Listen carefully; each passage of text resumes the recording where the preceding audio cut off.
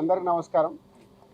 ఈరోజు Telangana chamber exhibitors and Suresh Babu గారు, నేను, కేఎల్ నారాయణ గారు, చిరంజీవి గారిని కలవడం జరిగింది. అల్లు అరవింద్ గారు కూడా వచ్చి జాయిన్ అయ్యారు. సో ఈ పర్సంటేజ్ విధానం మీద ఏదైతే జరుగుతుందో దాని గురించి చిరంజీవి గారికి ఎగ్జిబిటర్స్ తరఫున వాళ్ళందరూ ఎక్స్ప్లెయిన్ చేయడం జరిగింది. సో దానికి ఆల్రెడీ ఛాంబర్ నుంచి ఒక కమిటీ ఏదైతే వేశారో లాస్ట్ 1 వీక్ బ్యాక్, ఆ కమిటీ నుంచి కూడా మొత్తం చిరంజీవి గారు ఏమేమి ఉన్నాయని తెప్పించుకొని రేపు దీనికి సంబంధించి అఫీషియల్గా మళ్ళీ ఛాంబర్ నుంచి రేపు కానీ ఎల్లుండి కానీ మీ అందరికీ అఫీషియల్గా చెప్పడం జరుగుతుంది.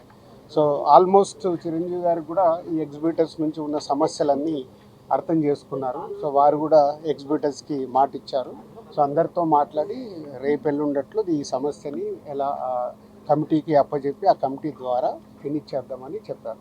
సో ఎగ్జిబిటర్స్ అందరూ సంతోషంగా ఉన్నారు ప్రస్తుతానికి. అంటే నిర్మాతల్ని కూడా ఇప్పుడు కలుస్తున్నారు అని చెప్పి అన్నారు. అది ఇంకా నా వరకు తెలియదు, మరి నీకు తెలిస్తే నువ్వు వాళ్ళకి చెప్పు. ఎగ్జిబిటర్స్ అసోసియేషన్కి మేము కలిసామండి.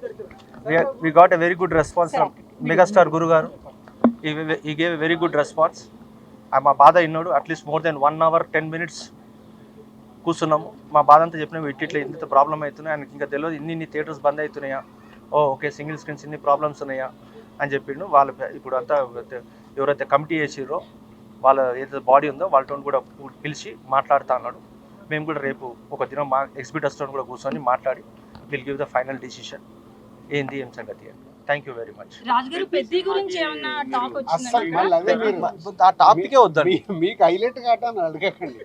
సమస్యని ఇండస్ట్రీకి సంబంధించింది అది.